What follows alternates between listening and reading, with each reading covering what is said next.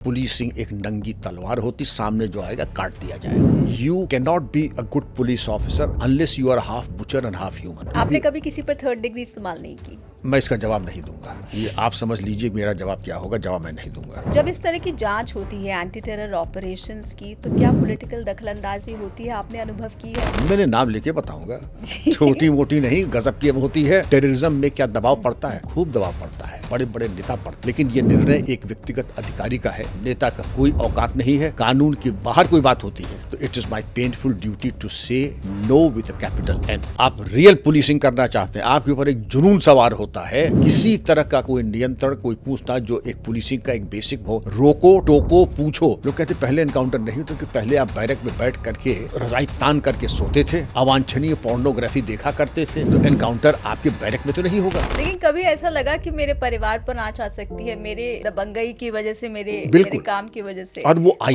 कोई किस्सा आप बता सकते हैं? उसकी बड़ी भारी कीमत हमने दी। अपने बच्चों को मैंने कभी अपने पास नहीं रखा, अपने से बहुत दूर रखा, गोपनीय रखा कि वो कहाँ पर है। लेकिन आपके बच्चों ने भी आपको बहुत मिस किया होगा। क्यों नहीं, बहुत मिस किया। लेकिन मुझे परिवार का पूरा सहयोग मिला। जब यूनिवर्सिटी जा रहे थे तो उन्होंने कहा था कि जिसने शराब पीना घर लौट के मत आना, आप समझेंगे एक लड़का नहीं हुआ। लेकिन यह भी था कि जब अमेरिका जाना हुआ, स्कॉलरशिप मिली थी मुझे भी, मम्मी पापा दोनों ने कहा था जरूरत पड़ी तो अपनी किडनी दे देंगे। और फिर आप एज अ पेरेंट कैसे रहे? कोशिश तो की कि मैं अपने माता पिता के पैर की धूल बन जाऊं, लेकिन कोशिश आप भावुक हो गए। जी।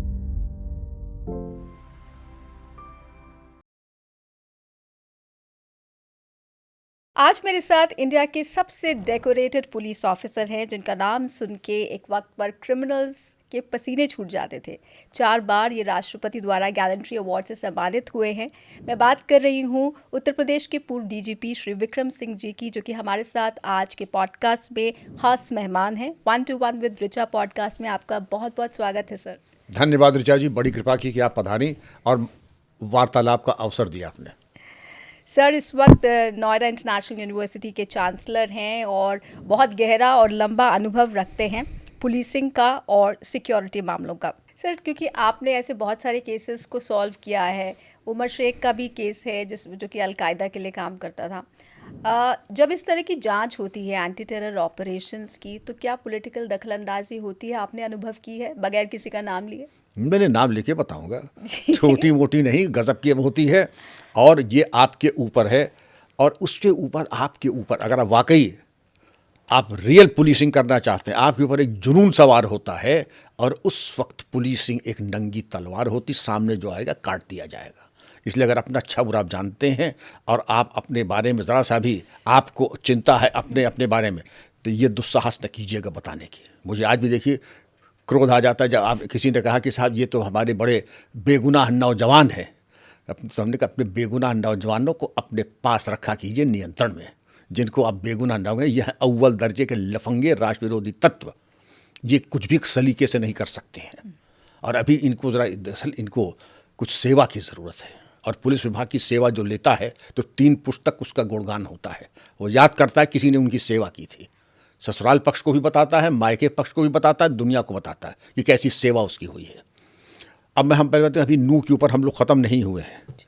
आपकी 4 चरण की पुलिसिंग होती है। कोई आदमी सामने जब जाता है जो वास्तविक पुलिस अफसर होता है, तो ऋचा जी उसका CT स्कैन और MRI वहीं पे हो जाता है 2 मिनट में। वो समझ जाते हैं कि I don't like your face. I don't like your face का मतलब ये नहीं कि आपकी शक्ल अच्छी नहीं है, आपकी भाव भंगिमा अच्छी नहीं है, आप आंख पे आंख मिला के बात क्यों नहीं कर पा रहे हैं मुझसे, आपके हाथ में पसीना क्यों आ रहा है, जाड़े का वक्त है आपको पसीना क्यों आ रहा है। दूसरी चीज़ ये है कि हर वक्त आप उंगली पुटका रहे हैं, ये कर रहे हैं, दिस इज द इंडिकेशन कि आपके अंदर कुछ ज्वालामुखी वलवला रहा है। और जब ज्वालामुखी वलवला ही रहा है तो मुझे पता लगा लेने दीजिए कि ये ज्वालामुखी क्या है और इसके तार क्या इस्लामाबाद से जुड़े हैं, बहावलपुर से जुड़े हैं या कहाँ से जुड़े हैं, ज़रा मैं समझ तो लूँ। और आपके सारे अरमान पूरे जो होंगे वो यहीं पूरे होंगे थाने में, इंट्रोगेशन रूम में, हमारे STF के ATS में। तो आपने कहा कि जो सर्वेलेंस होती है, वो सर्वेलेंस अगर हम कर लेते, भाई डॉक्टर साहब आप तो कश्मीर के हैं, आप यहाँ कैसे, ज़हमत फरमाई आपने, और आप जब यहाँ तशरीफ़ लाई हैं तो ज़रा 2 मिनट गुफ्तगू हम लोग भी कर लें, अर्ज़ हालात कर लूँ मैं आपसे। लेकिन आपके पास अगर माकूल जवाब किसी चीज़ का हो तब तो एक हिस्ट्री शीटर के 18 कॉलम के होते हैं, लेकिन वो होती है तपस्या। और पुलिसिंग ऐसी भी होती है, टच एंड गो, आए पूछे आपका नाम क्या है, ये क्या है, अच्छा यहाँ आप खैरियत से हैं जी, ठीक है शुक्रिया, और बाकी अगली बार जब कश्मीर से आइएगा तो हमारे लिए ज़रा वहाँ सुना पिस्ते बादाम अच्छे होते हैं, तो बस बात खत्म होगी, फिर पिस्ते बादाम पे ही सारा मामला अटक जाएगा। तो आपने दरअसल सर्वेलेंस की नहीं, लोगों की जांच माकूल की नहीं, आपने उनका वेरिफिकेशन किया नहीं। और रियल टाइम वेरिफिकेशन होता है रिचा जी, कोई ज़रूरी नहीं कि हमारे टाइम में, और आज भी है, inquiry slips A and B, थाने के हर रिकॉर्ड अगर मैं बताना शुरू करूँ, रजिस्टर बदमाशान, सांप्रदायिक सूचना रजिस्टर, सांप्रदायिक गुंडा रजिस्टर, ग्राम अपराध पुस्तिका, 4 चरण में तो सूचना हर थानाध्यक्ष को मिलती ही मिलती है रोज़, ग्राम सुरक्षा समितियों से, विलेज चौकीदार से, बीट कांस्टेबल से और अपने सूत्रों से। लेकिन अगर हमारा ध्येय रील बनाना है, और ये कौन सी 2 फिल्में आई थी, दबंगम सिंघम, उसकी तरह इठलाते बल खाते काला चश्मा लगा करके हम अपनी रील बनाएंगे, तो पुलिसिंग आपके बस का रोग नहीं है। आप बेहतर होगा जा करके फिल्म लाइन में जाके, जो कव्वाली होती है पीछे जो ताली बजाने वाले होते, वो उससे रोल आपको मिलेगा भी नहीं, या फिर जा करके कोई एक्स्ट्रा बन जाइए। पुलिसिंग आपके बस का रोग नहीं है। तो आपने देखा कि ये चूक हमने हर स्तर पे की। अब आपने बताया कि टेररिज्म में क्या दबाव पड़ता है, खूब दबाव पड़ता है, बड़े बड़े नेता पड़ते हैं, लेकिन ये निर्णय एक व्यक्तिगत अधिकारी का है, वो दबाव सहेगा या देश प्रेम के लिए जिसकी उसने कसम खाई है कि मेरा सर भारत माँ के चरणों की अमानत है, तो नेता वेता कुछ नहीं, नेता का कोई औकात नहीं है।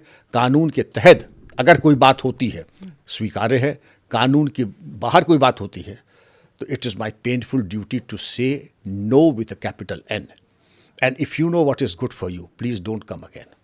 सर, नेता की बात तो ठीक है, लेकिन जब मंत्री हो या मुख्यमंत्री हो और वो आपसे कोई ऐसी डिमांड रखें जो कि आपको लगता है कि आपकी ड्यूटी के विरुद्ध है, तो फिर ऐसे भी आपने वाकई झेले होंगे। क्यों नहीं झेले हैं? फिर और आप तब आपने क्या किया? एक तो आपकी रेपुटेशन होती है, लोग आपको कहते हैं कि ये बड़ा डेंजर आदमी है।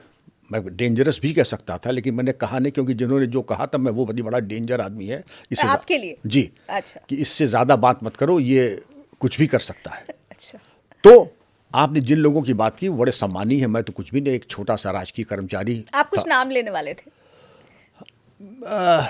नाम लेना औचित्यपूर्ण नहीं, लेकिन आप समझ सकती हैं कि कौन ऐसा कह सकता है कि अगर मैं इशारतन बात करूं तो आप समझ जाइएगा। ये हमारे इलाके में पीएसी कैसे आ गई, तो मैं जानना चाहूँगा मंत्री जी कि आपका इलाका कौन सा है, और ऐसा कोई आप शासन। आजम खान की बात कर रहे हैं। आप बहुत ज़हीन हैं और बहुत ज़हीन है आप, तो उनका हमारे इलाके में क्या है ये मैं जानना चाहूँगा। और क्या ऐसा कोई शासनादेश है कि किसी इलाके में पीएसी नहीं जा सकती, प्रतिबंधित है, तो मैं जानना चाहूँगा। और मेरी इत्तला के लिए गुजारिश ये है कि अगर इसके ऊपर रोशनी फरमाए, सरपरस्ती फरमाए, तो मैं शुक्रगुजार होऊंगा। न कोई ऐसा शासनादेश है, पीएससी जहाँ थी वहीं रहेगी, एक चीज़। दूसरी चीज़ ये है कि पीएससी फॉर पर्पस, आपने सुना होगा नो गो एरियाज, यहाँ पे सामान्यतः पुलिस पीएससी आती नहीं, तुमका वो हमें बता दें। और मैं देखता हूँ कि वहाँ पीएससी अब आएगी नहीं, अब वहीं पर रहेगी, परमानेंट उनके स्ट्रक्चर्स बनेंगे और वहीं पर रहेंगे, वहीं उनके मैसेज चलेंगे। और मैं देखता हूँ कि किसने उनको हटाने की कोशिश की। पीएससी एक नीड बेस्ड फोर्स है, इमरजेंसी फोर्स है, और उसको अगर जब तक ज़रूरत होगी तब तक वहाँ रहेगी। इसके अलावा भी तमाम ऐसे आ जाते हैं, लेकिन उनका कि ये संभव नहीं है, संभव नहीं है, नहीं हो पाएगा। उनका तो कोई विकल्प ये है कि मेरा तबादला कर दें। तबादला हो भी गया, और तबादला हो भी गया, और ढूंढ करके ऐसी पोजीशन पे किया गया कि सबसे महत्वपूर्ण तथाकथित महत्वपूर्ण पोस्ट से आपको वहाँ भेजा गया जो तथाकथित अमहत्वपूर्ण है। हालांकि हम पनिशमेंट पोस्टिंग में मानता नहीं है। तनख्वाह आपकी राष्ट्रपति के हाथ से जो चेक आता है वही एक चीज़ है जिसके ऊपर आपका अधिकार है, बाकी किसी चीज़ पे वो ठीक है। पर सर, कभी आपको ऐसा लगा कि मैं ये क्यों कर रहा हूँ, मतलब कि मैं इस्तीफा दे दूँ, या मैं इतना परेशान हूँ कि मुझे इतना ज़्यादा दबाव झेलना पड़ रहा है? कभी वो स्थिति आपकी करियर में आई? नहीं, कभी नहीं। मैं कॉम्बैटेंट रहा हूँ, और ऐसे लोगों को छट्टी का दूध याद दिलाना मैं अपना कर्तव्य समझता हूँ। कोई केस आप हमारे साथ साझा कर सकते हैं ऐसा? ऐसे कितने ही केस मैं आपको बता सकता हूँ।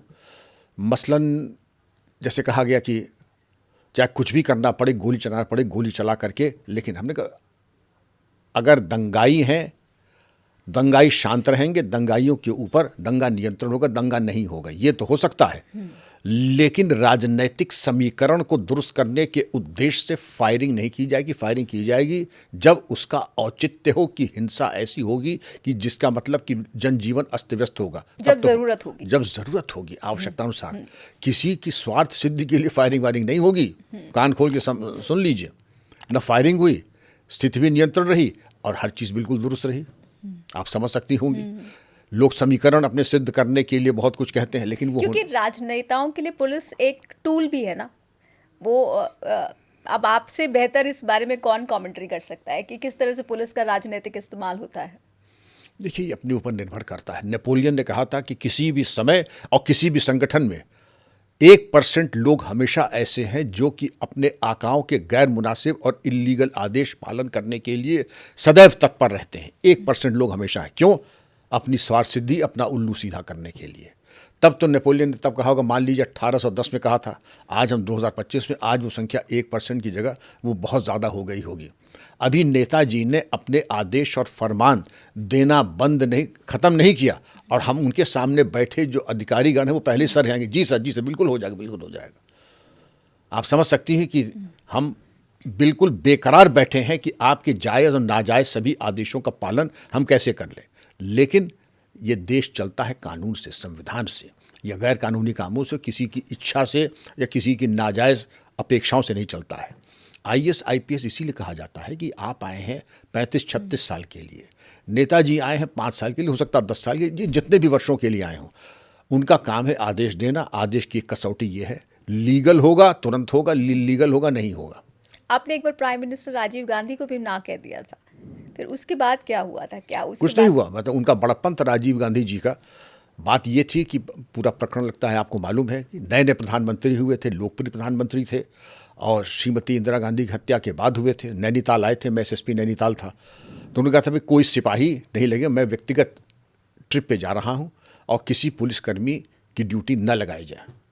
तो उनका ठीक है, और आपका काम है कहना, जो प्रोटोकॉल होता है ब्लू बुक कहती है, उसके हिसाब से सारी रोड ड्यूटीज़ वगैरह लाइन अप हो गए। स्वर्गीय राजीव गांधी जी सोनिया जी के साथ आगे स्टील कलर की जोंगा थी, नई नई आई थी, पीछे 2 बच्चे और एक कुत्ता बैठा था, राहुल जी और प्रियंका जी, और वो खुद ड्राइव कर रहे थे। और जैसे ही राजभवन से आप तो नैनीताल गए, नीचे उतरे ठंडी सड़क से, जैसे ही उन्होंने पहला सिपाही देखा, उन्होंने ब्रेक लगाया, who is in charge here? तो वहाँ सभी लोग थे, मुख्यमंत्री से ले करके सिपाही तक सभी थे। तो मुख्यमंत्री जी ने DG का, आप इंचार्ज हैं, आप जाइए। DG ने IG साहब से कहा आप जाइए। IG साहब ने DIG साहब से कहा आप जाइए, आप इंचार्ज हैं। DIG साहब ने कहा विक्रम आप SSP भाई, जवाब तो आप ही दे सकते हैं। कहा yes sir, I am incharge. Did I not ask you not to deploy a single constable in uniform? कहा yes sir you did. Then in spite of my orders you choose to defy my orders and disobey me? कहा yes sir, the fact of the matter is that rules are rules and your security is paramount, we can not take chances. अब उनको शायद बुरा भी लगा कि तुर्की बतुर्की मैं भी यंग था, जवाब दे रहा हूँ। दूसरी चीज़ें थी कि परिवार के सामने मुझे इतना प्रत्युत्तर शायद नहीं देना चाहिए था, लेकिन मेरी जो समझ में आया, क्योंकि सबकी जब देख रहा दिन में तारे दिख रहे हैं सबको प्रधान, तो उसके बाद उनका well if you insist on spoiling my day I am going back. उन्होंने तुरंत रिवर्स किया, और ठंडी सड़क आपने कहा बहुत चौड़ी नहीं है, किचकिचाते हुए जो टायर की रगड़ सड़क पे पड़ी, राजभवन वापस चले गए, दरवाज़ा बंद करके। अब यहाँ पे सबकी हवाएं कि सबकी तो नौकरी गई आज, सबकी तो नौकरी गई आज। तो उनका भाई किसी तरीके से इनको मनाओ। तो खैर DM हम लगे कि सर आप चले, अब आपको शिकायत का मौका नहीं मिलेगा। तो उन लोगों को वर्दी वालों का भाई तुम पेड़ों के पीछे जाके छुप जाओ और सामने आ जाओ। फिर उनको ले जा करके भीमताल में घुमाया, केवल हामर district magistrate late RK Sharma, और ले जा करके उन्होंने थोड़ा फिशिंग वगैरह की मतलब रॉड डाला, तो भुट्टा खरीद के खाया। मतलब जब एक फैमिली आउटिंग जैसे होती है वैसे की। जब वापस आए तो उन्होंने हाथ मिला के कहा Vikram sorry you were right and I was wrong. तो प्रधानमंत्री ने जब अरे ये इनका ज़रा हाथ तो ज़रा स्पर्श कर लेंगे, देश के प्रधानमंत्री जी ने इनसे क्षमा मांगी। मैंने कहा जब दिन में तारे दिखने लगे थे तब तो किसी ने कहा नहीं आप इंचार्ज हैं, आप आगे जाइए। तो ये तो सही है, लेकिन जो हमारा कर्तव्य है वो हमें करना है। नेताओं का काम है अपनी बात कहना, ये अधिकारियों का काम है उसका मूल्यांकन करके नहीं, जो औचित्यपूर्ण है वही होगा। आप एक दबंग ऑफिसर रहे हैं, इसमें तो कोई दो राय नहीं है, लेकिन कोई दबंग मुख्यमंत्री आपको मिला है? क्यों नहीं, सभी मुख्यमंत्री दबंग थे। हमने अगर कोई दबंग ना हो तो मुख्यमंत्री नहीं बनेगा। आप अगर मैं शुरू करूं, दबंग मुख्यमंत्री मतलब कि इन द राइट वे। नहीं बिल्कुल मैं बताऊँ कि फर्म, लेकिन उनकी फर्म ने, जैसे श्री कल्याण सिंह जी बहुत फर्म, मुरादाबाद में आते हैं, इंट्रोडक्शन हो रहा है सबका, मैं राधे श्याम कौशिक आयुक्त मुरादाबाद, उनका मैं विक्रम सिंह डीआईजी मुरादाबाद, उनका विक्रम सिंह, ऐसे अधिकारियों को अपना परिचय देने की आवश्यकता नहीं है। अब ये एक मुख्यमंत्री कह रहा है जिसको अभी चार्ज लिए हुए मुख्यमंत्री का मुश्किल से 15-20 दिन हुआ, अगर ये कह रहा है, इससे बड़ा अलंकरण क्या हो सकता है। कभी कोई गलत बात नहीं कही, कभी कोई ऐसी बात नहीं कही जो कि मतलब इल्लीगल हो।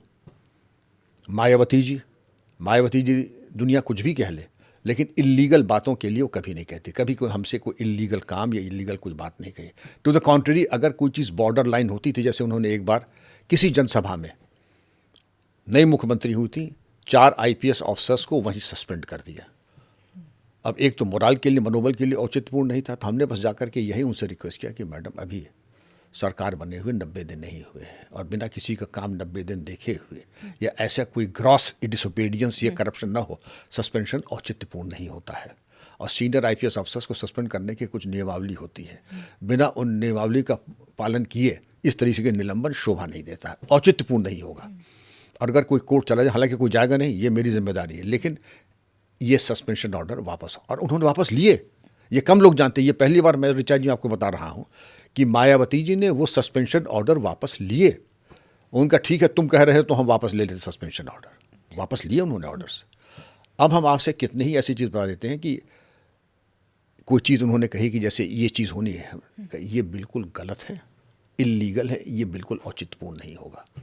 और मैं मेरा आपको परामर्श ही नहीं, मैं पुलिस महानिदेशक होने के साथ साथ आपका एडवाइज़र भी हूँ। मेरा ये भी काम है बताना आपको क्या चीज़ लीगल है, क्या चीज़ लीगल नहीं है। मान जाती थी ये, मैं बहुत दबंग चीफ मिनिस्टर्स की बात कर रहा हूँ आपसे।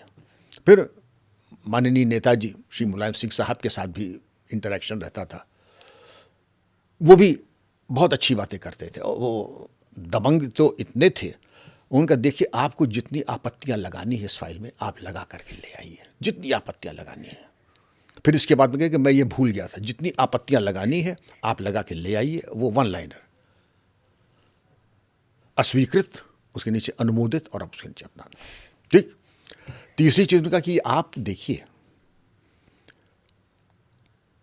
आप फोटो फ्रेम बनाना आपका काम है कि कितना बड़ा फोटो फ्रेम होगा, चौकोर होगा कि तिकोना होगा या गोल होगा, लेकिन फोटो कौन से लगेगी इसका निर्णय मैं करूंगा, आप नहीं करेंगे।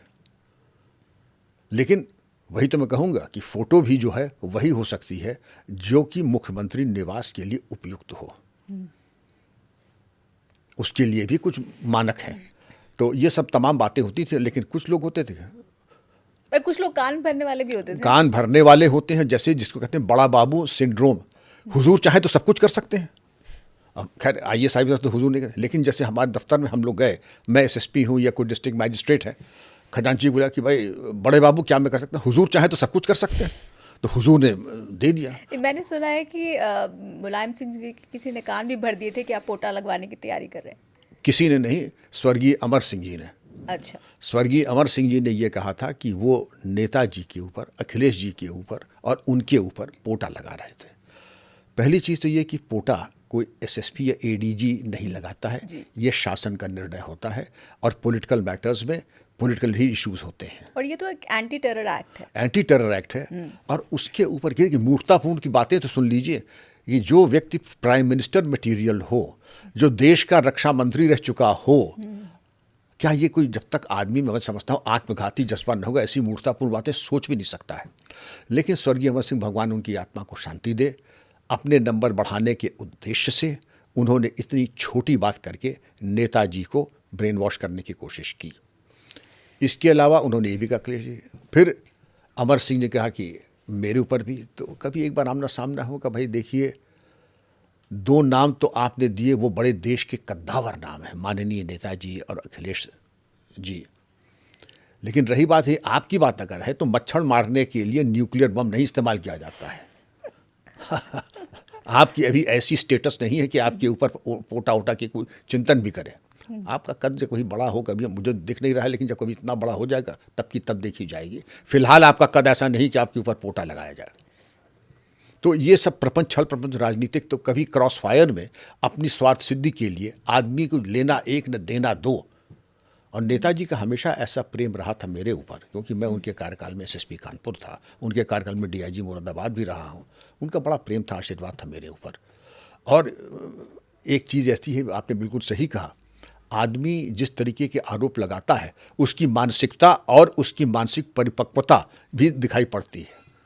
तो इसका मतलब कि आप बहुत इनकन्वीनियंट ऑफिसर रहे या डिफिकल्ट टू वर्क विद। हाँ, लोग कहते थे कि you are battlefield general. दो तरह के जनरल होते हैं, एक बाथरूम जनरल, एक बैटल फील्ड तो जनरल। अभी आपको बाथरूम जनरल ज़्यादा दिखते हैं कि बैटलफील्ड जनरल ज़्यादा दिखते बैटल फील्ड जनरल, ये आप पूछ लीजिए कितने ऐसे जनरल्स हैं जो राइफल कंधे पे लेके 200 राउंड लेकर के, लैया चने का स्टॉक लेकर के 10 दिन तक बाहर जंगल में, 15 दिन तक जंगल में रह सकते हैं।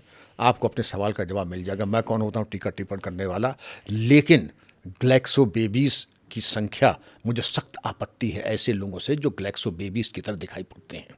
हम लोगों के टाइम में अगर कोई आदमी ऑफिसर कोई आफ्टर शेव या कलोन लगा के आ जाता था तो पहले ये कहा जाता था कि nice cologne mister ASP, thank you very much sir, you are suppose to smell of gunpowder. एक पुलिस अफसर से गन पाउडर की महक आनी चाहिए। ये जो आप लगा रहे हैं ये अनसोल्जरली कॉन्डक्ट है आपका। तो इस पे लोग कहते हैं कि नहीं साहब, इसमें क्या है, अगर मैं तनख्वाह से खरीद करके तनख्वाह लगा करके आप लिपस्टिक लगा लीजिए और नेल पॉलिश लगा लीजिए, वो भी अपनी तनख्वाह से लगा रहे हैं, लेकिन ये सही सिग्नल नहीं देगा। और आजकल लोग लगाते हैं, आजकल लोग लगाते भी हैं। तो कम से कम आप लगाएं, उसकी निंदा, स्तुति, आलोचना नहीं है, लेकिन पुलिस विभाग आपके लिए फिर नहीं है। अगर आप इतनी शौकीन मिजाजी और वाजिद अली शाह के नाती की तरह रहने के आदी हैं आप, police department you are suppose to be frugal, you are suppose to be upright and identify yourself with the jawans. जिस तरीके की जवान की जीवन शैली है और जो उसका खान पान है, उससे आप अपने को आइडेंटिफाई करें, जो कि अब कम होता है। जो कि अब बहुत कम होता है। उत्तर प्रदेश में अगर हम आज क्राइम की स्थिति देखें तो नेशनल एवरेज से क्राइम रेट नीचे आ गया है, लेकिन महिलाओं के प्रति अपराध और बच्चों के प्रति अपराध कम नहीं हुए हैं, बढ़ रहे हैं। इसके लिए आप किसे जिम्मेदार मानते हैं? मैं तो आपसे पूछ रहा हूँ, आप महिला हैं, यूपी में रहती हैं, आप जा कर के वापसी में आते जाते 5 लोगों से पूछिएगा अपराध कैसा है, महिलाएं आज ज़्यादा सुरक्षित हैं या 10 साल पहले ज़्यादा सुरक्षित थीं। और यही सवाल आप ही के किसी स्टूडियो में एक बार हर वर्ग की महिला थी, 15 वर्ष की बच्ची से लेकर के 60 वर्ष की महिलाएं थीं।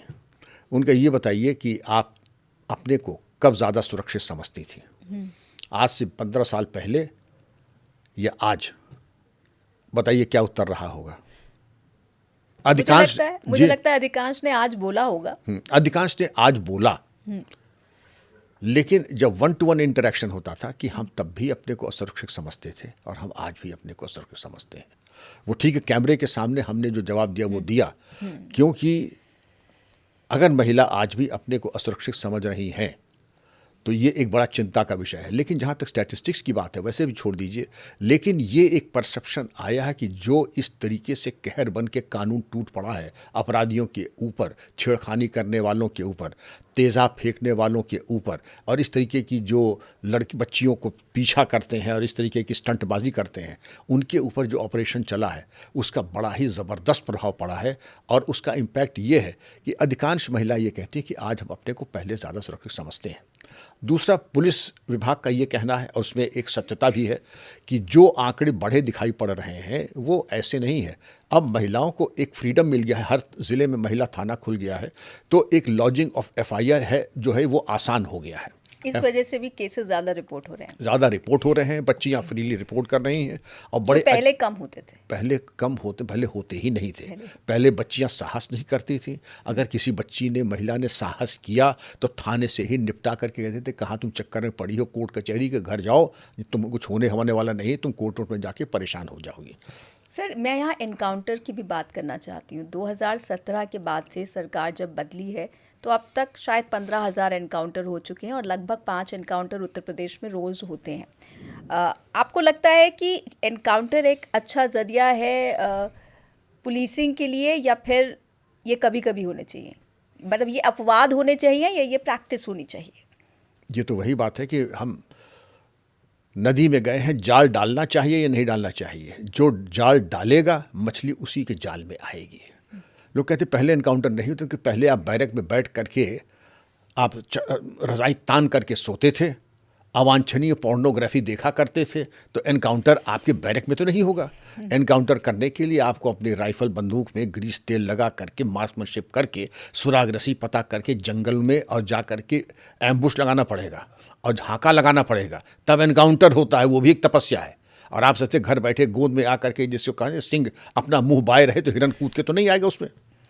एनकाउंटर किए नहीं जाते, इनकाउंटर होते हैं। और प्रोएक्टिव पुलिसिंग में जब आप शिकारी मोड में आ जाते हैं कि जिसने भी किसके हाथ में बच्ची के मुंह पे तेजाब डालने के लिए तेजाब हो, या जिसके हाथ में पिस्तौल कट्टा बंदूक हो, या जिसने बाहुबली अपने को समझता अपना गिरोह छोड़ रखा है, रंगदारी कर रहा है, तो उसके इलाके में जा करके गश्त गाड़ाबंदी और पेट्रोलिंग करके तो आमना सामना तो होना ही है। और ये इनकाउंटर होता भी है with in the ambit of law. ऐसे नहीं होता है कि इत्तेफाकन हमारे मनुष्य ये आप जो हैं जीन्स और काली टी शर्ट पहने तो इनकाउंटर हो जाएगा ना। चैलेंज होता है, चैलेंज में गोली चलती है। आत्मरक्षा में अपनी किसी और की जान और माल बचाने में न्यूनतम बल प्रयोग किया जाता है। इसीलिए जो अधिकांश इनकाउंटर हुए हैं, जिसको लोकप्रिय भाषा में कहते हैं हाफ इनकाउंटर, हम लोगों ने तो कभी हाफ इनकाउंटर वगैरह किए नहीं, हम लोगों ने फुल इनकाउंटर ही किए हैं। इसलिए ये पर आपको लगता है कि एक दिन में 5 एनकाउंटर, अच्छी बात है, अपराधियों को पकड़ा जा रहा है, लेकिन हर बार आत्मरक्षा में गोली चल जाए? क्यों नहीं आत्मरक्षा में? इसमें अपराध, यूपी की जनसंख्या 25 करोड़ है। अगर देश होता तो विश्व का 5वां सबसे बड़ा देश होता। और इतने बड़े देश में विश्व के सबसे बड़े पुलिस बल में, जिसकी 3.5 लाख संख्या है, अगर निकल रहा है तो मुठभेड़ हो जाती है, तो इसमें कोई चीज़ अप्रत्याशित नहीं है। इसका तो स्वागत करने योग्य है। एनकाउंटर के बाद आपकी मेडिकल जांच होती है। आपको क्या लगता है उत्तर प्रदेश में बीते 8 सालों में क्या बदलाव आया है पुलिसिंग में और क्राइम की स्थिति में? जो पॉलिटिकल पेट्रोनेज थी, आपको लगता है जो सरकार से भी मिलती रही होगी, वो अभी भी है या नहीं है? क्रांतिकारी परिवर्तन एक होता है कि 19-20 का, एक होता है अच्छा परिवर्तन, एक होता है क्रांतिकारी परिवर्तन। आपको लगता है कि आपको भी शायद इस दौर में होना चाहिए था? कभी ऐसा लगा? आप क्या माइंड रीडर हैं? योगी जी अक्सर नोएडा आते हैं और वरिष्ठ नागरिकों को बुला करके हालचाल पूछते हैं, और कभी पूछते हैं बताओ क्या है। तो एक मीटिंग में उन्होंने मुझसे पूछा कि योगी जी, मैं बड़ा तृप्त व्यक्ति हूँ, मुझे कोई अपेक्षा या कोई चाहत नहीं थी, लेकिन अब हृदय में ये उत्कंठा थी, काश आप मुख्यमंत्री होते और मैं सेवा में होता, तो शायद जितना मैंने किया है उसका 1000 गुना ज़्यादा आज मैं कर सकता। क्योंकि मुख्यमंत्री की किसी से कोई अपेक्षा नहीं है, किसी बाहुबली उनका कोई कमाऊ पूत नहीं है। हर बाहुबली के बारे में जैसे वाणी में सरस्वती थी कि मिट्टी में मिला दूंगा, और मिट्टी में मिल भी गए।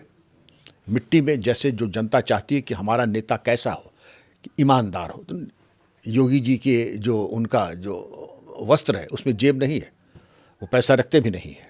जब लाभान्वित नहीं हो रहे किसी से, तो ऐसी निर्भीक वक्तव्य वही दे सकता है जिससे कोई अपेक्षा नहीं। मिट्टी में मिला दूंगा, मिट्टी में मिल गए।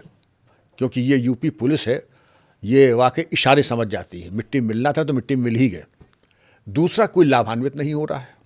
दो उपाय अब हो रहे हैं कि धारा 14(1) गैंगस्टर एक्ट के अंतर्गत चल अचल संपत्ति का कुर्क होना, चाहे अतीक की प्रयागराज में, मुख्तार की लखनऊ में, उनकी ज़मीनों को ज़मीन दोस्त करके बिल्डिंग्स को वहाँ पे गरीबों के फ्लैट्स बना के 50-50 लाख के फ्लैट 2-2 लाख में गरीबों को लॉटरी लगा करके दे दिया। इससे बड़ा मैं समझता हूँ कि उपकार गरीबों पे और मिसाल पहले कभी नहीं आई थी।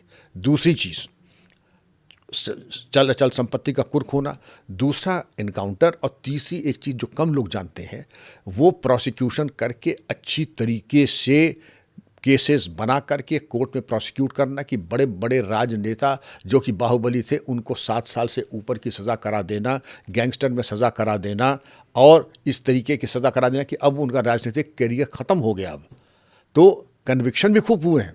जब खूब कन्विक्शन हो रहे थे, हर तरीके से आपने दरअसल अंडरवर्ल्ड को, अपराध जगत को हर तरफ से घेर लिया, और जैसे होते हैं देवता वैसा हो जाता है पूजन। जो थोड़ा ठीक ठाक है उनको कोर्ट में सज़ा करा दिया, जो दूसरे हैं जो कि बाईपास सर्जरी मांगते हैं उनको हाफ मुठभेड़ हो गई, जो पूरी सर्जरी मांगते हैं उनकी पूरी मुठभेड़ हो गई। तो आपके सामने ही इलाज की तमाम प्रक्रियाएं हैं, होम्योपैथिक की मीठी गोली से लेकर के बाईपास सर्जरी तक, और वो जब इलाज हो रहा है परिणाम आपके सामने है। वरना आपने खुद देखा होगा नोएडा में, लखनऊ में क्या दुर्दशा थी। आपने ये कहा कि काश मैं आपके दौर में पुलिसिंग कर रहा होता, तो योगी जी की क्या प्रतिक्रिया थी? बस मुस्कुरा दिए, वो मुस्कुरा दिए। हालांकि मैं कभी सोचता हूं कि इतने प्रतिष्ठित मंच के ऊपर मुझे लेकिन हाँ, मैंने अपने हृदय के उद्गार में छुपा नहीं पाया कि जो लोगों से मैं बात करता हूं, किसी तरह का कोई दबाव नहीं, किसी तरह का कोई अनाधिकार चेष्टा नहीं, हर एक तरीके सही काम करने के लिए स्वतंत्रता है, तो मुझे बहुत प्रसन्नता हुई। सर, जब दबाव की बात करते हैं, और उत्तर प्रदेश में पहले दंगे भी बहुत हुए थे, और जब इस तरह के कम्युनल स्थिति होती है, सांप्रदायिक तनाव होता है, तो किसी एक धर्म विशेष के प्रति भी सॉफ्ट रहने का कभी दबाव रहा है? जिसको रहा, मुझसे किसी ने हिम्मत नहीं की। पर होता है क्या, ऐसा होता है? मैंने सुना है कि एक धर्म विशेष के विरुद्ध अपराध, जैसे आपका सबसे बड़ी चीज़ जो आप दंगा उत्तर प्रदेश में हाल में हुआ, मुजफ्फरनगर का दंगा हुआ, कि जब पीड़ित पक्ष वहाँ पहुँचा कि हमारी बच्ची को छेड़खानी कर रहे हैं, ये कर रहे हैं, उनका चुपचाप चले जाओ, हम बुला कर देख लेंगे, FIR वगैरह नहीं होगी। आपके सवाल का जवाब कि जब एक पक्ष को ये आभास हो जाता कि हमारी FIR नहीं होगी, लिखी नहीं जाएगी, ये आदेश हैं, और उसके बाद वही जिन नेता का नाम आपने लिया था वही कमाल संभाल रहे हैं, रिमोट भी उनके हाथ में है, तो क्या होगा? रिमोट किसी के भी हाथ में हो, यहाँ पर वही होगा जो CRPC तत्कालीन था, वो होगा, IPC नियम के हिसाब से काम होगा। आपको हटाना है, हटा भी दीजिए, तो ठीक है। आप 72 घंटे रुके थे वहाँ पे, 72 घंटे में आपने हर चीज़ दुरुस्त कर दी, और ऐसी कुटाई की दंगाइयों की वो आज तक याद करते हैं। लेकिन हाँ, 72 घंटे में आपके लिए भी एक ऐसी जगह सृजित की गई कि आपको ढूंढना पड़ेगा ये क्या जगह है दोस्तों, कहाँ है दफ्तर ये जहाँ मुझे जाके चार्ज लेना है बैठने के लिए। इनका अभी तो देखना पड़ेगा आपके लिए मेज़ कुर्सी कहाँ पर है। क्योंकि मैं अभी कुछ दिन पहले कोलकाता गई थी, और जो मेरे टैक्सी ड्राइवर थे, कुछ लोग रॉन्ग साइड से आ रहे थे, तो मैंने कहा कि इनके ऊपर पुलिस एक्ट नहीं करती, ट्रैफिक पुलिस, क्योंकि वहाँ ट्रैफिक पुलिस बहुत सक्रिय है। तो उन्होंने कहा ये एक धर्म विशेष से हैं, इसलिए इनको छूट है, इसलिए पुलिस इन पर हाथ नहीं डालती। ये पॉस्चरिंग है, पॉलिटिकल पॉस्चरिंग ये है। दुर्भाग्य से ये है कि किसी जगह आपको वोट बैंक देखते हैं, और वही वोट बैंक जब ये समझ लेते हैं, किसी को भी हम समझ लें कि हमारे ऊपर कानून लागू नहीं होगा, वो बड़ी भयावह स्थिति है। और आपके प्रतिष्ठित चैनल के माध्यम से भारत में सब बराबर हैं। कल ही हमने संविधान दिवस मनाया, राइट टू इक्वालिटी, लॉ के सामने सब बराबर हैं, और कोई भी कानून तोड़ेगा तो उसके खिलाफ कार्रवाई होनी है, और उसके परिणाम दुष्परिणाम भोगने के लिए तैयार रहें। लेकिन अगर ये दुर्भावना चली गई, या ये अभयदान मिल गया कि हमारा कुछ हो नहीं सकता है, तो उसी लिए तो दंगे होते हैं, उसी लिए दुस्साहस होता है, उसी लिए आगजनी होती है, उसी लिए थानों पर आक्रमण होता है। एक दफ़ा जब मालूम हो जाए आप करेंगे तो मठिया मेट हो जाएंगे, जो योगी जी ने कहा, और होना भी यही चाहिए। सबका साथ, सबका विकास और सबका विश्वास। पर सर, हरियाणा की पर हम अगर लौटते हैं, तो हरियाणा में तो डबल इंजन की सरकार है, सबका साथ सबका विकास तो हो रहा है, लेकिन पुलिसिंग के मामले पर कुछ नहीं हो रहा है, ऐसा लग रहा है। एक इतिहास रहा, आपकी बात सत्य है, एक बहुत कटु सत्य है। हरियाणा की पुलिस बहुत अच्छी पुलिस, दबंग पुलिस, खूंखार पुलिस मानी जाती थी। लेकिन जो अल फलाह यूनिवर्सिटी का जो मामला सामने आया, जो क्यूमुलेटिव फेलियर दिखाई पड़ा, जो चरमपंथियों के बारे में मैं सुन रहा हूँ, और दूसरी चीज़, दो वहाँ पर एक इलाके हैं, एक मेवात और एक नूह। मैं जब सेवा में था, विक्रम सिंह किसी को मार नहीं सकता है, विक्रम सिंह ने आज तक किसी को थप्पड़ नहीं मारा, लेकिन DGP, आपने कभी किसी पर 3rd डिग्री इस्तेमाल नहीं की? मैं इसका जवाब नहीं दूंगा, ये आप समझ लीजिए मेरा जवाब क्या होगा, जवाब मैं नहीं दूंगा। लेकिन मैंने वही कहा ना, DGP विक्रम सिंह और SSP विक्रम सिंह को सोचना पड़ेगा कि जब तक तुम पतलून गंदी नहीं कर दोगे, तुम यहाँ से जा नहीं सकते हो। राष्ट्र विरोधी तथ्य हो, बच्ची पे तेजाब फेंका हो, या इस तरह की घटना की है, तो मुझे लगता है कि मेरे अंदर किसी और की आत्मा आ जाती है। तब मैं वो नहीं रहता जो मैं था आधे घंटे पहले, मैं वो नहीं हूँ। अब मैं आपको एक लतीफ़ा सुनाता हूँ, आपके उत्तर सवाल का जवाब है। अभी हाल में 2013 अगस्त में एक चरमपंथी पेशी में जा रहा था, लू खा के मर गया, इंडियन मुजाहिदीन का। अब जब मर गया तो मैं तो रिटायर हो चुका था, मैं ऋषिकेश में एक व्याख्यान देने गया था, और जब वो मर गया तो लोगों ने FIR लिखाई, ये चरमपंथी है, इसको दरअसल UP STF ATS तत्कालीन DGP विक्रम सिंह ने इतना मारा था कि उस मार के चलते अब ये इसकी मौत हो गई। तो आपके सवाल का जवाब मुझे लगता है कि आपको मिल गया होगा। लोग कहते थे कि साहब, लोग कहते, हालांकि सच बिल्कुल झूठ है, मैं गांधीवादी व्यक्ति हूँ, मारपीट के मैं बिल्कुल सख्त खिलाफ हूँ, 3rd डिग्री और गैर कानूनी बिल्कुल खिलाफ हूँ, लेकिन बद अच्छा बदनाम बुरा, रेपुटेशन खराब करने के लिए बहुत लोग ये कुत्सित प्रयास करते हैं।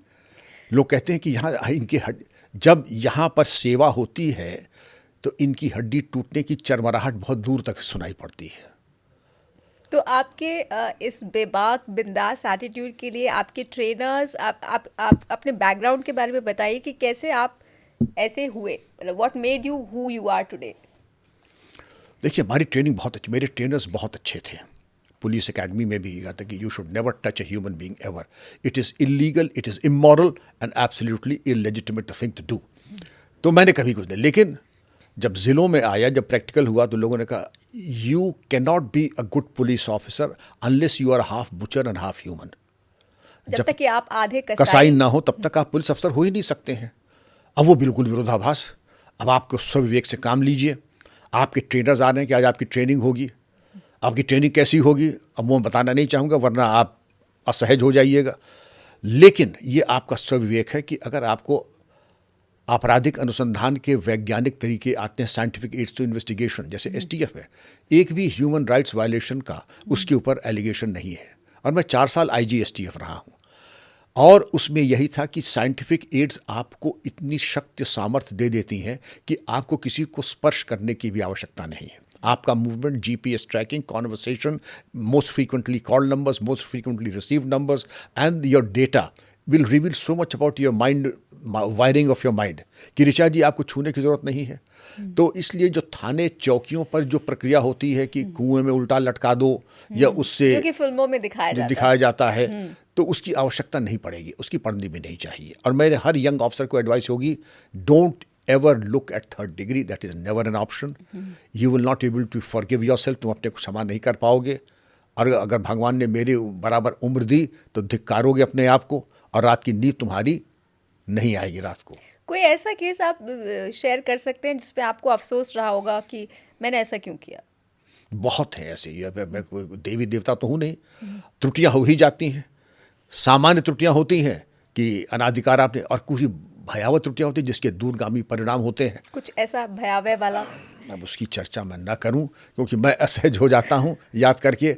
वो कुछ चीज़ें ऐसी होती हैं कि जैसे आप अपने अंतर्मन में जाएं, आपके अंतर्मन में एक कोना ऐसा ज़रूर होगा जहां आप कभी नहीं जाती हैं, लेकिन आज जाइएगा, जब घर जाइएगा तो उसको खोलिएगा, कोशिश कीजिएगा कि कब आपने पीड़ा पहुंचाई, क्योंकि वो घाव आपके जो हैं वो आज भी हरे हैं, वो मेरे भी हरे हैं।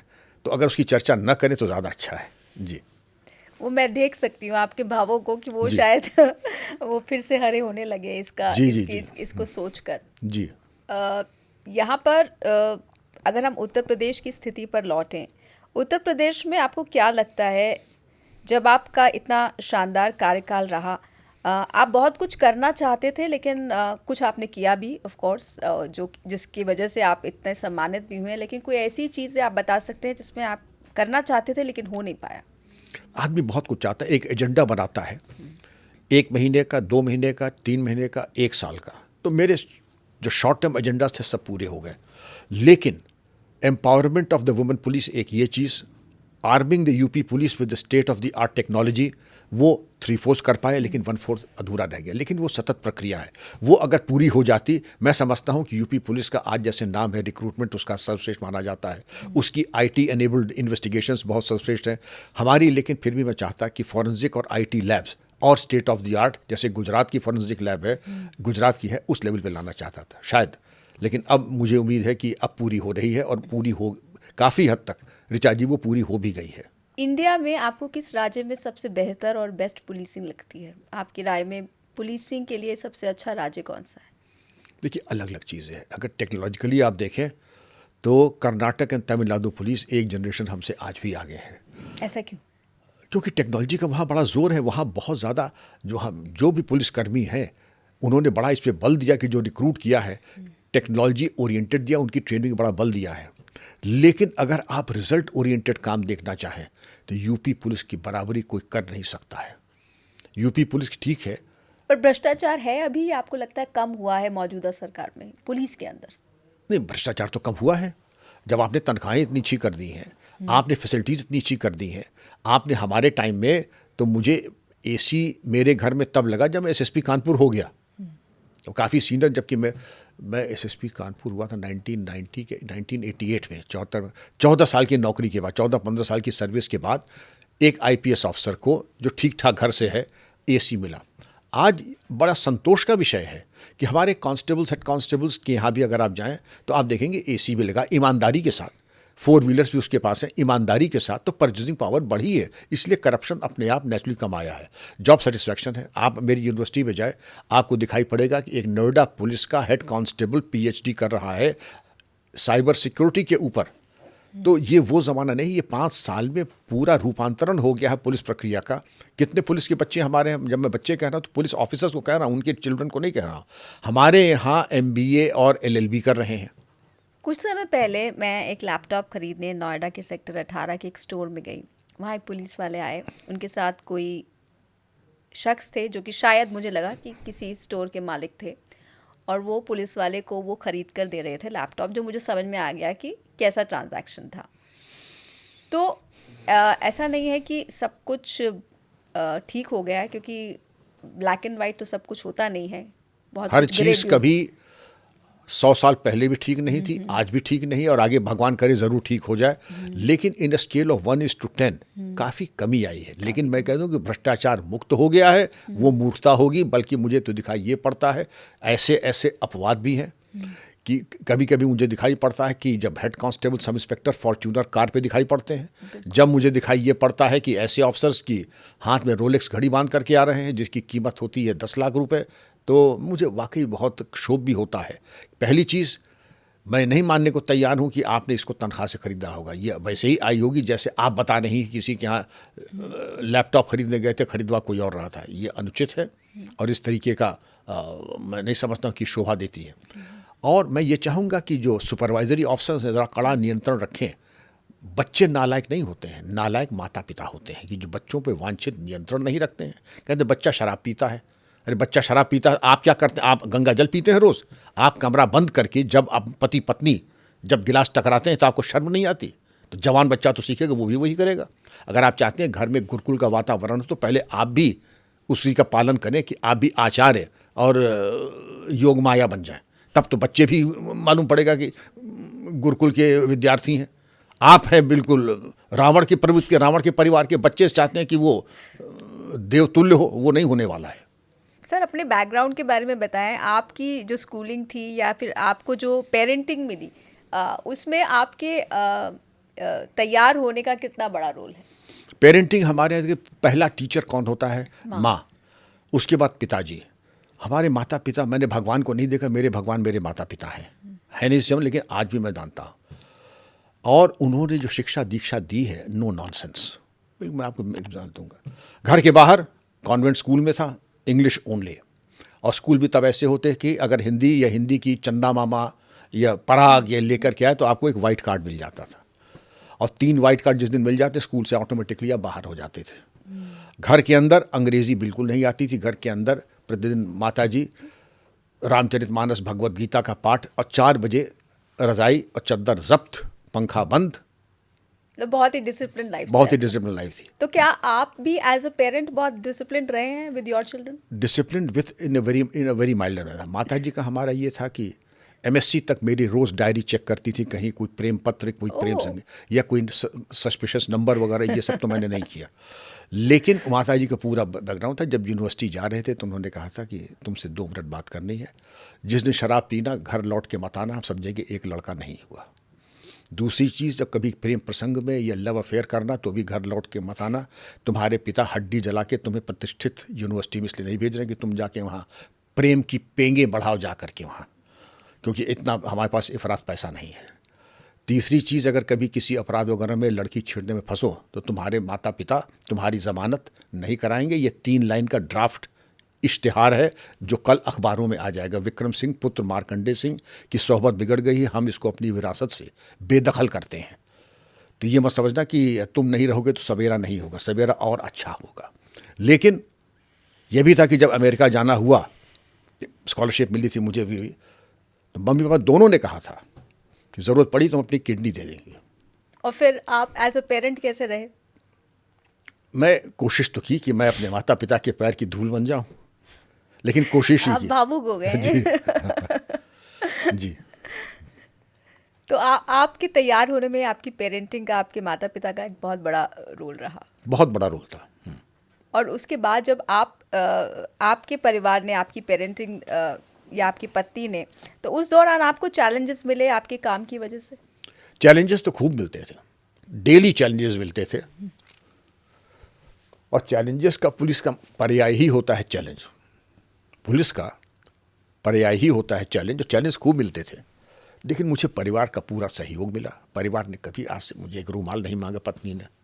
लेकिन कभी ऐसा लगा कि मेरे परिवार पर आँच आ सकती है, मेरे दबंगई की वजह से, मेरे बिल्कुल। काम की वजह से? और वो आई। वो आई। कोई और किस्सा आप बता सकते हैं? उसकी बड़ी भारी कीमत हमने दी। क्या आप बता कि सकते अपने बच्चों को मैंने कभी अपने पास नहीं रखा, अपने से बहुत दूर रखा, गोपनीय रखा कि वो कहाँ पर है। कभी किसी को मालूम नहीं पड़ने दिया। लेकिन पत्नी तो साथ ही रहती है, और इसका ये था। लेकिन ये एक थोड़ा सा प्रोफेशनल हैजर्ड है कि कुछ न कुछ रिस्क तो आपको उठाना पड़ेगा। वीर भोग्या वसुंधरा। और अगर इतना आपको अगर डर लगता है तो शायद पुलिस की नौकरी आपके लिए नहीं बनी है।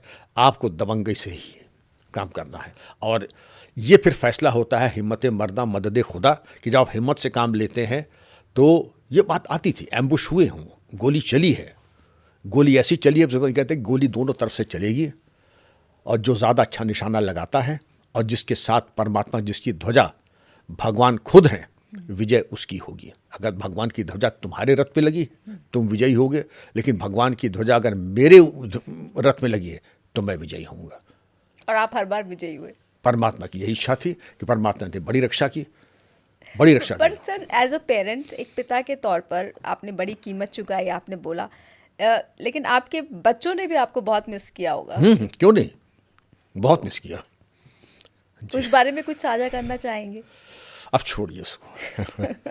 जी जी, मैं चलते चलते ये भी आपसे बात करना चाहूँगी। एक दौर ऐसा भी था, खासकर लड़कियों के खिलाफ, महिलाओं के खिलाफ उत्तर प्रदेश में बहुत अपराध होते थे और उसे बहुत कैजुअल तरीके से लिया जाता था। ठीक है, लड़के हैं तो लड़के नहीं छेड़ेंगे तो कौन छेड़ेगा, या लड़के कॉपी नहीं करेंगे परीक्षा में तो कौन करेगा। उससे ये केवल ऋचा जी बकवास की बातें हैं। और एक बड़े राजनेता ने एक बार ये कहा था, और संसद में कहा था, मुझे बहुत क्षोभ हुआ उनकी बातें सुन करके।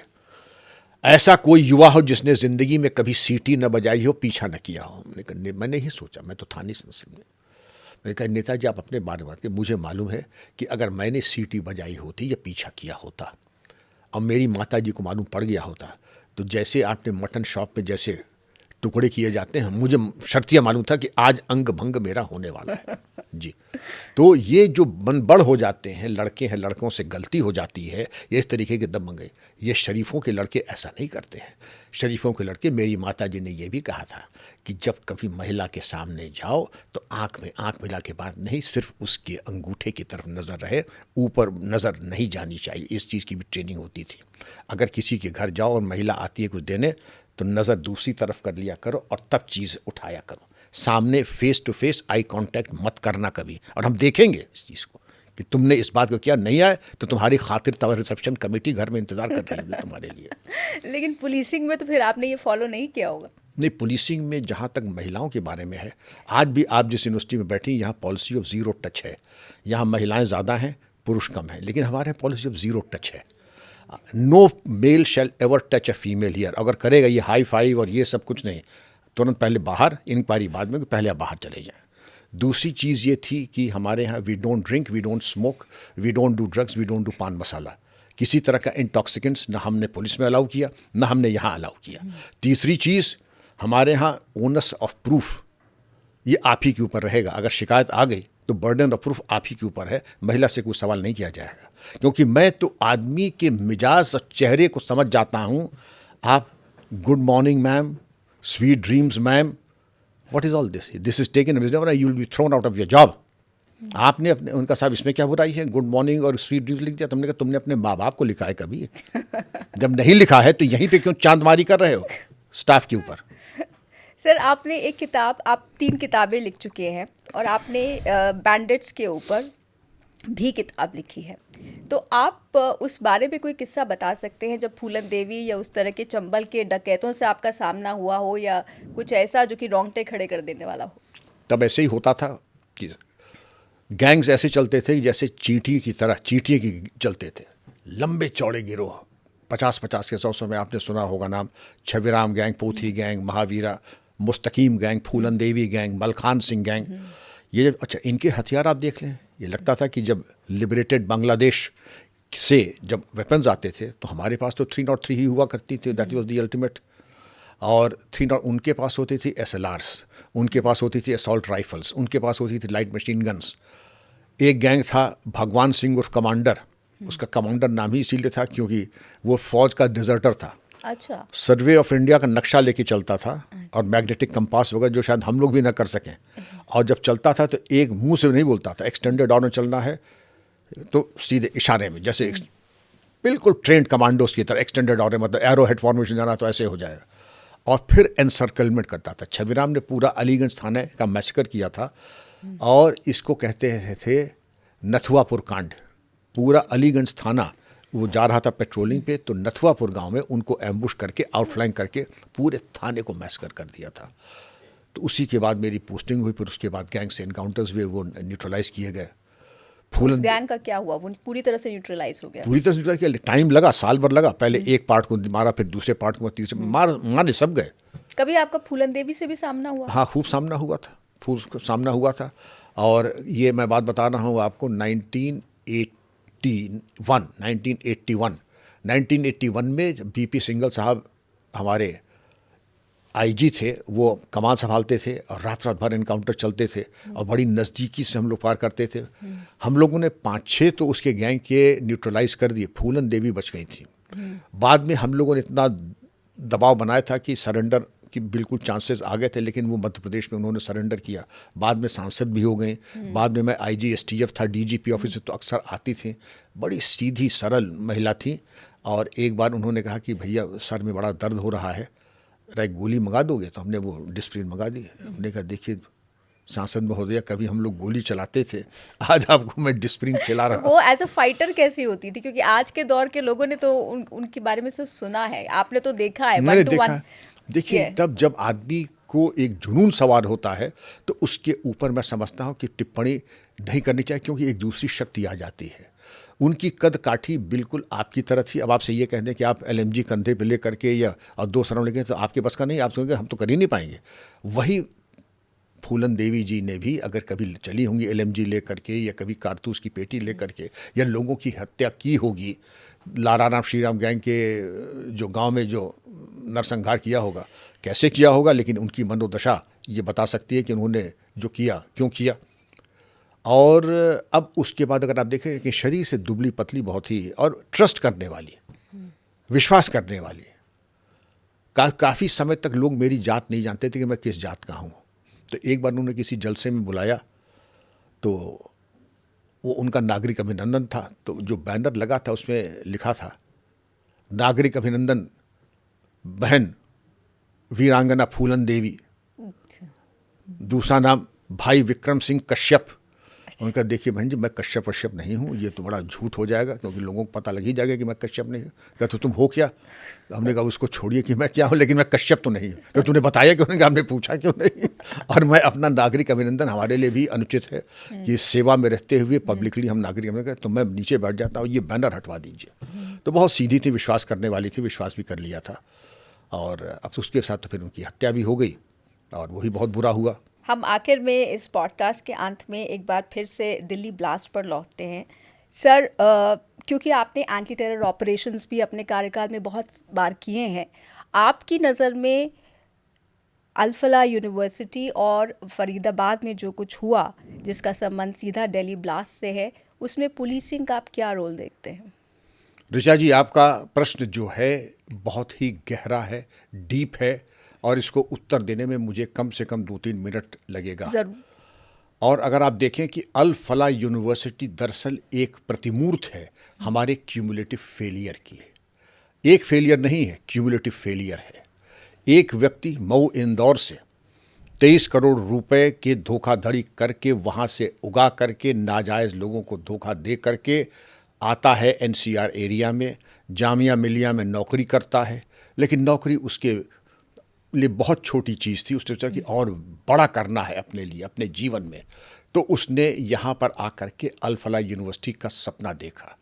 सपना यूनिवर्सिटी का अगर देखा होता तो औचित्यपूर्ण था, लेकिन उसका सपने में जो मिलावट और जो खोट थी वो थी अल फलाह यूनिवर्सिटी। वो थी एक षड्यंत्र, एक समाज विरोधी, राष्ट्र विरोधी गतिविधियों का एक जीती जगती प्रतिमूर्ति। अल फलाह यूनिवर्सिटी को क्या कारण थे कि 75 एकड़ ज़मीन सरकार ने दी। सारी मान्यताएं महर्षि दयानंद यूनिवर्सिटी से मान्यता और एफिलिएशन और इंजीनियरिंग कॉलेज को, और उसके बाद सारी मान्यताएं यहाँ तक कि नैक ए ग्रेड उसको भी मिल गई। मान ली मैंने बात आपकी, आपने ज़रूर कुछ ठीक ठाक किया होगा, लेकिन हिंदुस्तान का जितना भी आपराधिक छवि के जो लोग थे अगर अल फलाह में आ रहे हैं, तो ये वहाँ की पुलिस ने ज़रूरी नहीं समझा कि वो उसके ऊपर कुछ कार्रवाई, कुछ छानबीन करें। डॉक्टर नसीरुल्लाह खान 23 अक्टूबर पिछले वर्ष कश्मीर से राष्ट्र विरोधी गतिविधियों में बर्खास्त किए गए अनुच्छेद 311 संविधान के, वो आकर के यहाँ आ गए। डॉक्टर उमर, डॉक्टर नबी, डॉक्टर अदील, ये जितने भी ऐसे अवांछनीय तत्व थे सब अल फलाह से संबंधित थे। इसका मतलब ये था कि आपने आंख पे काली पट्टी बांध ली थी, और काली पट्टी ही नहीं, आपने मूक सहमति दी थी कि इस तरीके के अवांछनीय तत्व तो आप करके आपके वट वृक्ष के नीचे फले फूलें और अपने अड्डेबाजी करें। आपने कैंपस के अंदर मस्जिद बनवाई। डॉक्टर शाहीन जो कि मोमिना संगठन की राष्ट्रीय अध्यक्षा जैश ए मोहम्मद ने उनको बनाया। वो महिलाओं को उत्प्रेरित करती थी कि तुम उस तरीके की पोशाकें पहनो जैसे कि मिडिल ईस्ट में पहनी जाती हैं। और उनकी कार में एक AK-47 और बरेटा पिस्टल बरामद हुई लगेज बूट में। मुझे ये बताया जाता है, अगर आप यूट्यूब पे जाएं तो वहाँ पर जो एक गार्ड हैं, आपको कश्मीर से सुरक्षा गार्ड बुलाने की क्या ज़रूरत थी? क्या हरियाणा में जिसने कि हमारी फ़ौज में इतनी आपूर्ति की है, अच्छे अच्छे सैनिक दिए हैं, जाट रेजिमेंट दिया है, आपको वहाँ नहीं मिले? कश्मीर से आपने गार्ड बुलाए, और वहाँ पर ये था कि डॉक्टर्स की कार की चेकिंग नहीं होगी। मैं जानना चाहूँगा कि डॉक्टर जो हैं AK-47 रख रहे हैं, उनके लॉकर्स में AK-47 बरामद हो रही हैं। 3 टन एमोनियम नाइट्रेट जो कि ओक्लाहोमा ब्लास्ट से 1 क्विंटल ज़्यादा है, वो आपने रखा। छोटी छोटी मात्रा में जो आपकी रेड इको स्पोर्ट गाड़ी थी उसमें किश्तों में ला करके भंडारण किया। 3 टन जब हो गया तो एक डॉक्टर साहब के कमरे में, डॉक्टर उमर मुझे बताया जाता है, उनके कमरे में डीप फ्रीज था। भाई आपने भी देखा बड़े हॉस्टल, फ्रिज छोटे छोटे तो होटल के कमरों में भी और हॉस्टल के कमरों में कहीं कहीं होते हैं, लेकिन डीप फ्रीज मैंने कभी नहीं देखा। डीप फ्रीज ये था कि TAPT तैयार करके उसमें स्टोरेज, जिसे कि टेम्परेचर कंट्रोल करने के लिए। इसके अलावा फरीदाबाद की दूरी जो है, फरीदाबाद से 13 किलोमीटर दूर अल फलाह यूनिवर्सिटी है, और अल फलाह यूनिवर्सिटी 40 किलोमीटर दूर दिल्ली से है। आप ये समझ सकती हैं कि यहाँ पर इतनी नज़दीक से आपने एक मौका दिया चरमपंथियों को वहाँ बेस बनाने का। मैं इसको स्लीपर सेल ही नहीं कहता, राष्ट्र विरोधी गतिविधियों का एक हुजूम, एक झुंड यहाँ पर इकट्ठा हुआ, और इन्होंने न सिर्फ एमोनियम नाइट्रेट इकट्ठा किया, जहाँ पर रेडिकलाइजेशन हुआ, यहाँ पर अहले हदीस की मस्जिद बनी, और इसके अलावा ये जो होता है तबलीगी जमात, इनका आगमन हुआ। अब तबलीगी जमात का जब आगमन हुआ फरीदाबाद में, तो इसमें और आसपास के इलाकों में रेडिकलाइजेशन होना स्वाभाविक था। जाकिर नाइक के लिटरेचर का आदान प्रदान हुआ। आप समझ सकती हैं कि फ़िज़ा कितनी विषाक्त हो गई। अब हम आते हैं वहाँ फरीदाबाद का योगदान, जो सिम्बियोटिक रिलेशनशिप दोनों में हो गई। सिर्फ एक बात मैं यहाँ जोड़ना चाहूँगी कि फरीदाबाद में मीडिया इन्वेस्टिगेशन में पाया गया है कि नूंह में, फरीदाबाद में, सोनीपत में खुलेआम NPK फर्टिलाइज़र और अमोनियम नाइट्रेट बिक रहा है। तो इसमें भी आप पुलिस की क्या भूमिका देखते हैं? अब भी बिक रहा है। भूमिका मैं ये देख रहा हूँ, पलायन और मूक दर्शक बने रहना है। अमोनियम नाइट्रेट रूल्स जो कि इंडियन एक्सप्लोजिव एक्ट 1886 के बाद ये ammonium nitrate cell purchase rules बनाए गए थे कि इसका भंडारण, इसका स्टोरेज और एंड तक आप इसको पूरी तरीके से आप सुनिश्चित करेंगे। कौन खरीद रहा है, उसका आधार कार्ड, उसके प्लॉट एरिया की साइज़ और उसकी आइडेंटिटी आप लेंगे। आपने वो भी कुछ नहीं किया। इसके बाद आपने देखा कि वो गंतव्य पे अपना लेकर के गए। किसी तरह की कोई, आपने पुलिस की बात की, एक इंडियन एक्सप्लोजिव डिपार्टमेंट भी है जो कि एक्सप्लोजिव्स की क्रय विक्रय के ऊपर नियंत्रण रखता है। तो ऋचा जी, मैं इसको क्यूमुलेटिव फेलियर इसीलिए कह रहा हूँ, अगर किसी एक एजेंसी ने अपना कार्य सुचारू रूप से किया होता, एक्सप्लोजिव विभाग वालों ने, पुलिस विभाग ने, किसी ने कुछ नहीं किया। अंततोगत्वा क्या हुआ कि ये लोग आए, मकान किराए पर लिया, उसका वेरिफिकेशन सत्यापन भली भांति नहीं हुआ। जो सत्यापन हुआ वो आपके सामने ही है कि बिल्कुल फ़र्ज अदायगी हुई। दुकान से जो खरीद फरोख्त हुई, टीएपीटी बनाने का पूरा इंतज़ाम हो गया। किसी तरह का कोई नियंत्रण, कोई पूछताछ, जो एक पुलिसिंग का एक बेसिक हो, रोको टोको पूछो।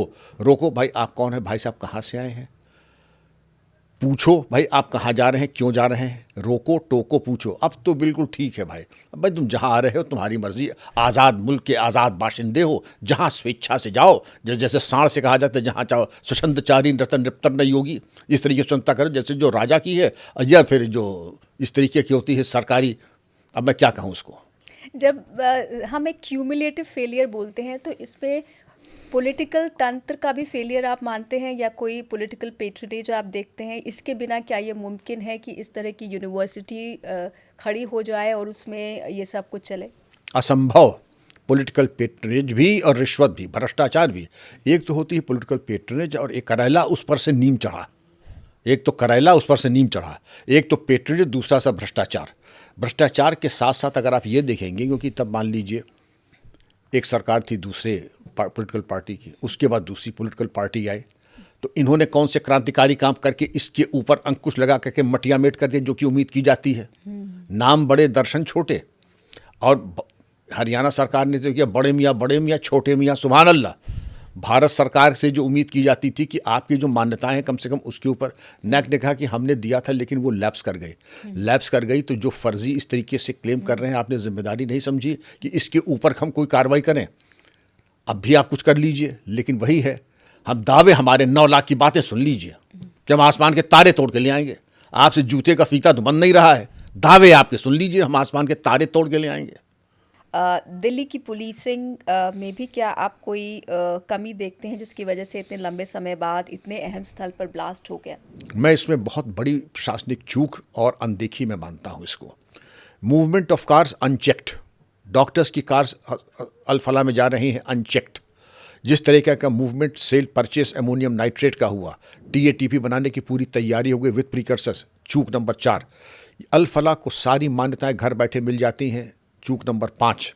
और स्थानीय पुलिस और एक्सप्लोजिव विभाग के लोगों के हर चीज़ को अनदेखा कर देना, ये आप खुद समझ सकती हैं कि अगर ज़रा सा हमको किसी भी एक बिंदु के ऊपर हम सतर्क और सचेत रहते, वही करते जिसकी हम तनख्वाह लेते हैं, तो ये चीज़ अवॉइडेबल थी, अवॉइड होनी चाहिए।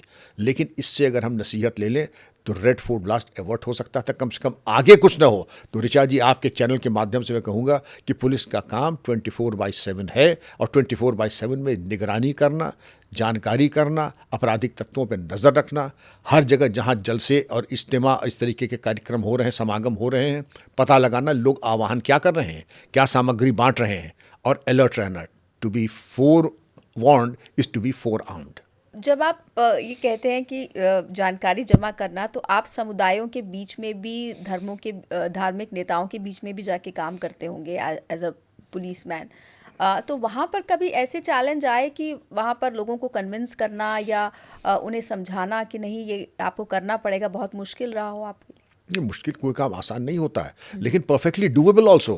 आपकी सारी ट्रेनिंग ऐसी होती है कि आप उनका विश्वास जीतें, आप विश्वास जीत करके आगे बढ़ें, विश्वास ले करके आप उनको एक तरीके से, या तो हम विश्वास जीत लें, काम तो हमें करना है, उसके 2 ही विकल्प हैं, या तो विश्वास जीत करके हम बिल्कुल सूचना निकाल लें।